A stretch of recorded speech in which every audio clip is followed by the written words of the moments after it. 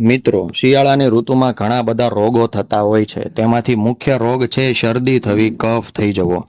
અમુક લોકોને શરદી એવી થઈ જાય છે કે દવા પીધા પછી પણ તે સારી થતી નથી. છાતીની અંદર કફ જમા થઈ ગયો હોય છે, પાણી જેવા શેડા નીકળતા હોય છે કે પછી ઘાટા શેડા નીકળતા હોય છે, અને કોઈ પણ દવા પીવામાં આવે તેમ છતાં તે સારી થતી નથી. તો તેવામાં આપણે શું કરવાનું છે તેના વિશે જાણી લઈએ. જો તમને આ પ્રકારની તકલીફ હોય તો તમારે નાહ લેવાનો છે. તો મિત્રો, નાહ લેવા માટે અડધી તપેલી પાણીની ભરવાની છે, તેને ઉકાળવાનું છે. પાણી જ્યારે ઉકળી જાય ત્યારે અડધી ચમચી વિક્સની તેની અંદર નાખી દેવાની છે. સરખું હલાવી દેવાનું છે. વિક્સ તેમાં ઓગળી જાય પછી મોઢું નજીક લઈ જઈને આ સ્ટીમ તમારે અંદર ઇન્હેલ કરવાની છે. ઊંડો શ્વાસ લેવાનો છે. આવી રીતે તમારે 10 થી 12 વાર ઊંડા શ્વાસ લેવાના છે. જ્યારે તમે આ પ્રક્રિયા કરતા હશો ત્યારે જ તમને ખબર પડશે કે કફ તૂટવા માંડે છે અને કફ ગળફા સ્વરૂપે અથવા તો નાકની અંદરથી બહાર નીકળવા લાગે છે.